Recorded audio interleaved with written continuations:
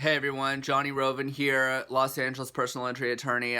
Today I'm going to discuss the heavily asked topic, do I have a good medical malpractice case?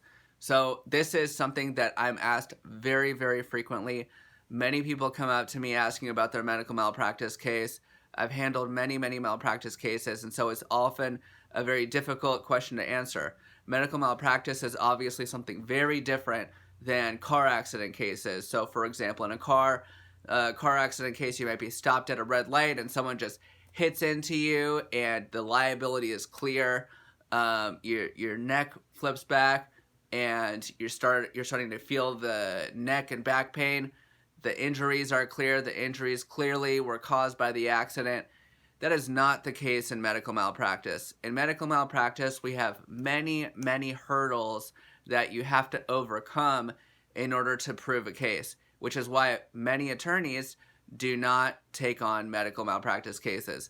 Besides the hurdles that you have to overcome, the experts are very expensive, and in California there's a cap on pain and suffering. It's called MICRA, and it's a law that was passed in the 70s that limits pain and suffering damages medical malpractice cases to $250,000.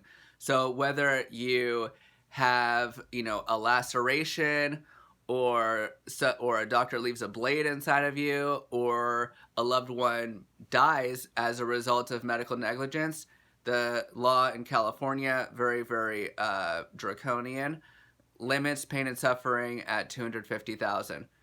So, medical malpractice. What do you need to do in order to prove medical malpractice, and how do medical malpractice attorneys evaluate whether they're good cases and whether you should pursue those cases? So the first thing is the standard of care. So let's say, what's standard of care? Standard of care is the standard at which care should be provided. So let's say there are risks to the procedure. That's definitely, something that's out there. So if you go in for a surgery, there's risk to the surgery. Things can go wrong during a surgery, but it doesn't necessarily mean that it was below the standard of care. So even though you were injured as a result of a doctor performing a surgery where you had some kind of subsequent injury, it doesn't necessarily mean that it's medical malpractice. And that's a big problem, because a plaintiff's attorney will likely need to find another surgeon that can testify as to that surgeon's standard of care. What are some of the problems with this? One, they don't want, a lot of times, the more narrow of a specialty you get, the experts don't want to testify against other experts. They see each other at conventions, conferences.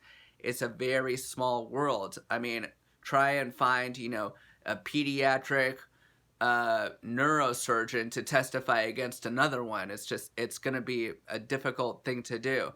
It's possible, but it's just very difficult, generally speaking. Another thing is that in order to review the case to see whether it's below the standard of care, you might need to pay this expert to review the medical records and talk to relevant people about, the facts of the case. So that too, it might cost thousands of dollars just to see whether there is any negligence in the first place. So this, coupled with the limitation of micro pain and suffering at $250, these are just some of the hurdles to when evaluating a medical malpractice case.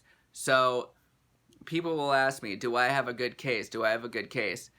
A lot of the times, the answer is yes, it's a good case, but is it really worth pursuing the medical malpractice case? So, for example, a person goes in for a surgery, but then they wake up and they have a severe arm ache. The arm really hurts, and it's because the doctor or whatever expert that was in there left the arm during surgery at a certain location that caused this pain. But the pain lasted for 6 weeks, and this was excruciating pain for 6 weeks. So, is a person going to pursue that in a medical malpractice case? Well, they'll have to pay for experts, and their pain and suffering damages are already limited at the 250 cap, and they're not going to have any future pain and suffering. They're not going to have, it doesn't seem like they're going to have any future treatments that they're going to need either. So are you really going to want to spend, 5, 10, 15, 20 plus thousand pursuing a case when there's an injury that lasted for 6 weeks? That's another thing that medical malpractice attorneys look at. The duration of the injury, how long it's going to go for. Do you need future treatment? Because those types of things you can get it outside of the 250 pain and suffering cap. If you're going to need future treatment, future care, that's not pain and suffering. That's what's called economic damages. So you really want to see the extent of the damages. That's another hurdle. It really should be worth it. Even though there is negligence in many cases, you need to evaluate whether you want to go through the trouble of a medical malpractice case. It's much different than a regular car accident case, dog bite case, even slip and falls. It goes into its own whole subcategory. So I hope this was helpful. I hope that you learned a little something here. If you have questions, feel free to comment in the comment section below.